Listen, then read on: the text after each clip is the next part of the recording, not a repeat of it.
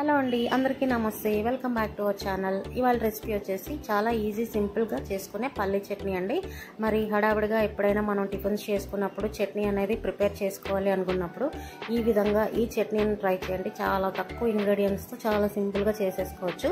మరి టేస్ట్ కూడా అంతే అద్భుతంగా ఉంటుందండి. ఇంకా ప్రాసెస్లోకి అయితే వెళ్ళిపోదాం. ముందుగా స్టవ్ ఆన్ చేసి పాన్ పెట్టుకొని ఒక 1 స్పూన్ వరకు ఆయిల్ వేసుకోవాలండి. ఆయిల్ హీట్ అయిన తర్వాత 1 కప్ వరకు పల్లీలు యాడ్ చేసుకోవాలి.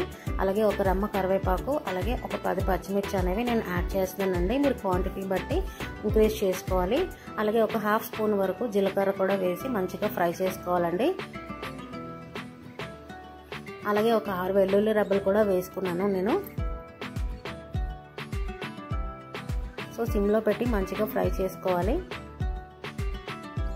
సో మరి ఇక్కడ చూస్తున్నారు కదా, అంతే అండి. ఇంక ఇందులో పుట్నాలు, చింతపండు అవి ఏం వేయవసరం లేదు. ఒకసారి ఈ విధంగా ట్రై చేయండి. టేస్ట్ చాలా బాగా ఎంజాయ్ చేస్తారు.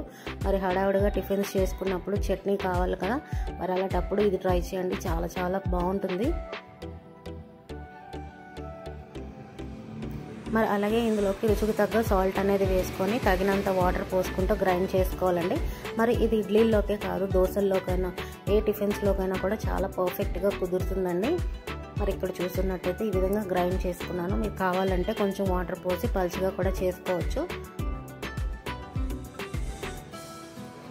సో మరి ఫస్ట్ టైం మన ఛానల్ని ఎవరైనా చూస్తున్నట్టయితే తప్పకుండా సబ్స్క్రైబ్ చేసుకోండి. అలాగే మన ఛానల్లో చాలా చట్నీ రెసిపీస్ అయితే ఉన్నాయండి డిఫరెంట్ స్టైల్స్లో. మరి అది కూడా ఒకసారి చెక్అవుట్ చేసేసేయండి. అలాగే మీరు ఫస్ట్ టైం కనుక చూస్తున్నట్టయితే సబ్స్క్రైబ్ చేసుకోండి. మీరు ఇచ్చే లైక్ అండ్ సబ్స్క్రైబ్ నాకు చాలా ఇంపార్టెంట్ అండి. నన్ను ఈ విధంగానే సపోర్ట్ చేస్తూ ఉండండి. మరి చట్నీ రెసిపీ తప్పకుండా ట్రై చేసి మీకు ఎలా కుదిరింది అనేది నాకు కామెంట్ సెక్షన్లో షేర్ చేయడం అస్సలు మర్చిపోవద్దండి. మరి ఇక్కడ చూస్తున్నట్టయితే ఇడ్లీతో సర్వ్ చేసుకున్నాను ఈ చట్నీ అనేది. మరి మీరు కూడా ట్రై చేసి మీకు ఎలా కుదిరిందో చెప్పండి. సో మరొక కొత్త వీడియోలో మళ్ళీ కలుద్దాం. Bye friends, thank you for watching.